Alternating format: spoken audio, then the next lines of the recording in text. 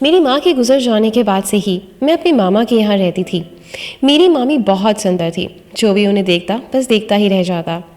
शादी को भी 1 साल ही हुआ था। इस बीच मेरी मामी कई बार अपने मायके जा चुकी थी। मुश्किल से 10 किलोमीटर की दूरी पर मामी का मायका था।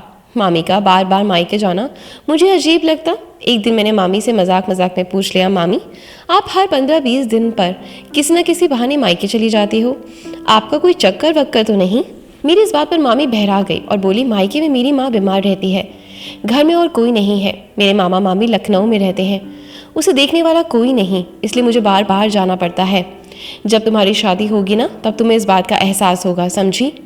मैं मामी की बात को सच मान गई और मुंह से निकले शब्दों पर पछताने लगी।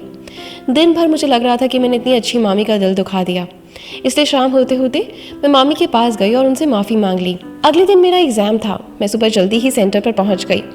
वहाँ मुझे मामी के मायके की मेरी एक सहेली सुमन मिली। मैंने सुमन का फ़ोन नंबर लिया और उससे बोली कि अगली बार जब मेरी मामी मायके जाएंगी तब मैं उसे कॉल करूँगी। सुमन जो मेरी पक्की सहेली थी, तब मेरी जासूस बन चुकी थी।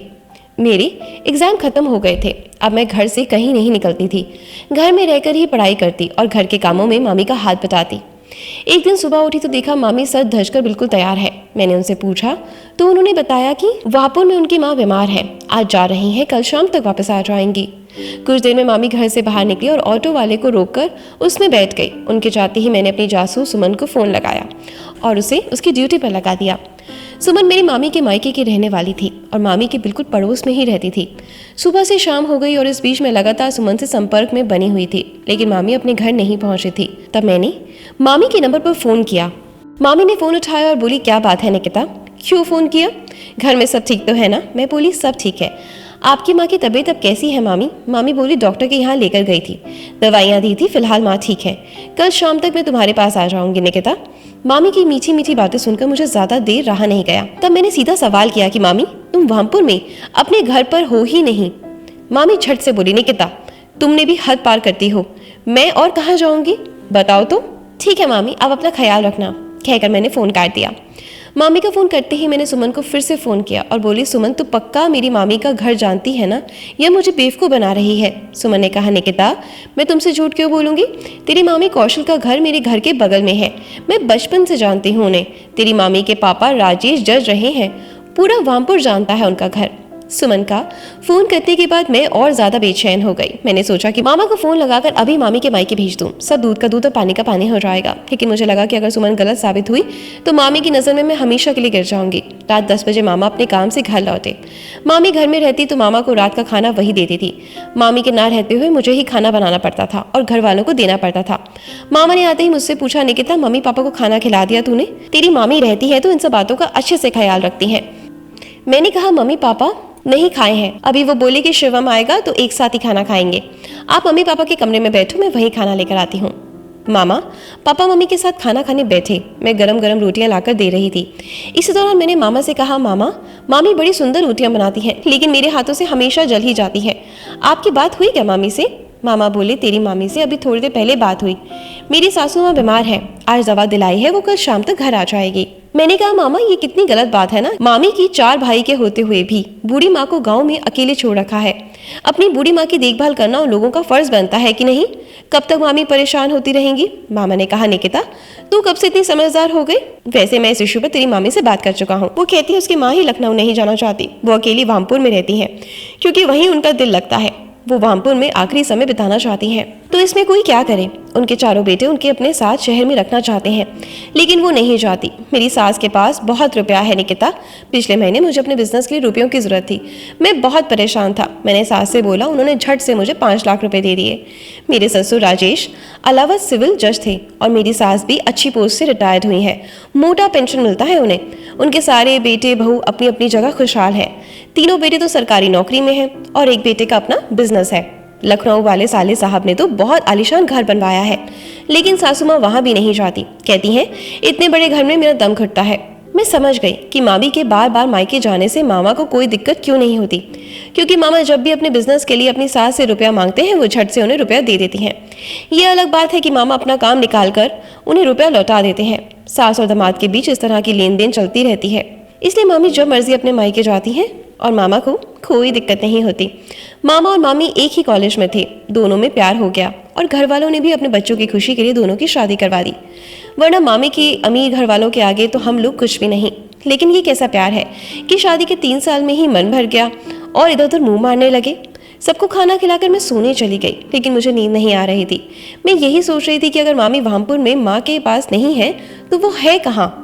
मैंने एक बार फिर से सुमन को फ़ोन लगाया, लेकिन फ़ोन रिसीव नहीं हुआ। सुबह मैं उठी तो मेरे फ़ोन की घंटी बजी। सुमन का फ़ोन था।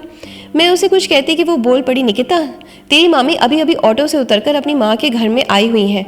सुमन से ये खबर सुनकर मेरा शक यकीन में बदल गया। अब मैं समझ गई कि मामी रात भर कहीं और थी और सुबह अपने घर पहुंची हैं ताकि वो अपने झूठ पर पर्दा डाल सके।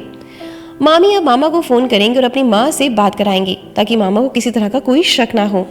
मैं कमरे से बाहर निकली और सुबह का नाश्ता तैयार करने में जुट गई। मामा नाश्ते पर बैठे ही थे, उनके फ़ोन पर मामी का फ़ोन आ गया और मामी ने अपनी माँ से मामा की बात कराई। नाश्ता कर मामा अपने काम पर चले गए। दिन का खाना बनाकर मैं भी अपनी पढ़ाई में लग गई। दोपहर में थोड़ी आंख लग गई। सुमन का फ़ोन आया तो वो बोली मामी अभी अभी वहाँ से निकली हैं। शाम 4 बजे तक मामी घर पहुँच गई और पापा मम्मी से मिलने के बाद सीधा वो मेरे पास आई और बोली, निकिता आजकल तुम्हें मेरी बड़ी चिंता होती है। कल तुमने फ़ोन किया तो मुझे अच्छा लगा। मैं बोली, आपकी मम्मी की तबीयत अब कैसी है मामी? वो बोली, अभी तो फिर भी ठीक है। मामी अपने कमरे में चली गई और मैं अपने बेड पर पड़े हुए मामी के चरित्र का विश्लेषण करने में लग गई। कैसी बचलन औरत है मेरी मामी, बेशर्मी की सारी हदें पार कर दी। मामी ने मेरी शरीफ मामा के साथ बहुत बड़ा धोखा कर रही है। ये औरत ऐसे बहुत कुछ। मामी ने मामा से लव किया था, लेकिन क्या लव ऐसा ही होता है? कैसी चरित्रहीन औरत है मेरी मामी। मामा के सामने बड़ी शरीफ बनती है। मैं मामी के चेहरे से नकाब उतारकर फेंक देना चाहती थी, लेकिन मेरे पास मामी के खिलाफ कोई ठोस सबूत नहीं था।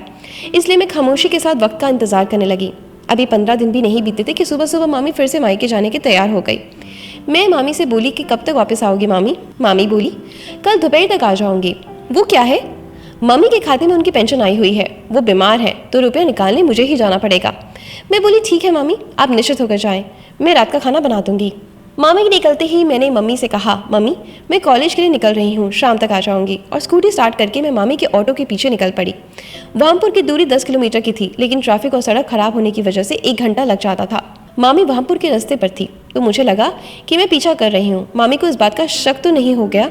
तभी मामी का ऑटो करोड़ बाकी और मुड़ गया और कुछ ही देर में एक पुराने मकान के गेट के सामने जाकर रुक गया। ऑटो वाले को किराया देने के बाद मामी सीधे उस घर में चली गई। घर के बाहर लगी टूटी फूटी नेम प्लेट पर लिखे नाम को गौर से पढ़ा तो सुनील कुमार लिखा हुआ था। मैं हेलमेट लगाए हुए थी। वापस मुड़ी और अगले 1 घंटे में घर पहुंच गई। रात को सभी को खाना खिला देने के बाद मैं मामा से बोली, मामा मामी से बात हुई क्या आपकी? मामा ने कहा, हाँ शाम को बात हुई थी, अभी खाने के बाद एक बार फिर बात कर लूँगा। वैसे तो तुझे आजकल अपनी मामी की बड़ी चिंता होती है। मामा की बात सुनकर मैं कुछ बोलती कि मेरी नानी बोल पड़ी, शिवम बेटा तू तो दिन भर घर से बाहर रहता है, यही दोनों मामी भांजी सगी बहनों की तरह घर में रहती है, दोनों के बीच बहुत प्यार है। ये देखकर मुझे बहुत सुकून मिलता है। तेरी बीवी कौशल आज सुबह ही निकिता के रिश्ते की बात कर रही थी, तुझे भी बताया ही होगा। मामा बोले, हाँ कौशल के लखनऊ वाले भैया का एक साला है पंकज, यही करोल बाग में रहता है, अभी 1 साल पहले ही रेलवे में ज्वाइन हुआ है, उसी से निकिता के रिश्ते की बात कर रही थी। सभी को खाना खिलाकर मैं अपने कमरे में आ गई और बेड पर लेटकर सोचने लगी कि मैं मामी के रिलेशन में कभी भी शादी नहीं कर सकती। वो औरत बच्चलन है, अपने परिवार में रिश्ता जोड़कर मामी अपने कुकर्मों पर पर्दा डालना चाहती हैं। और कहीं ये पंकज ही तो नहीं जिसके साथ मामी का चक्कर चल रहा है, क्योंकि मामा ने बताया कि पंकज करोल बाग का रहने वाला है। ये सब सोचकर मैं मामी को कोसे जा रही थी और मुझे मामा पर बहुत तरस आ रहा था कि वो जिस औरत पर आंखें मूंद कर भरोसा करते हैं वो औरत तो छुपी हुई नागिन है। सुबह हुई तो सुमन का कॉल आया कि उसकी मामी अभी अभी माँ के घर पहुंची हैं। हर बार की तरह मामा के फ़ोन पर मामी का फ़ोन आया। मामा ने अपनी सास की बात की और पता चला कि मामी दोपहर तक घर पहुंच जाएंगी। धीरे धीरे सप्ताह गुजरते गए। इस बीच घर में मामी के साथ पहले जैसे ही बर्ताव करती ताकि उन्हें ज़रा भी शक ना हो। मैं उनकी गहरे राज जान चुकी थी। एक दिन मैं घर से बहाना बनाकर निकली और सीधे करोल बाग उसी जगह पहुंची जहां मैंने पिछली बार मामी को जाते हुए देखा था। मैं उस मकान के सामने की किराना दुकान पर गई और हेलमेट सर पर लगाए हुए दुकान वाले से पूछी, अंकल क्या पंकज इसी मकान में रहते हैं? दुकानदार बोला, इस मकान में तो पंकज नाम का कोई नहीं रहता। मैंने और ज़्यादा सवाल नहीं किए और वापस घर आ गई।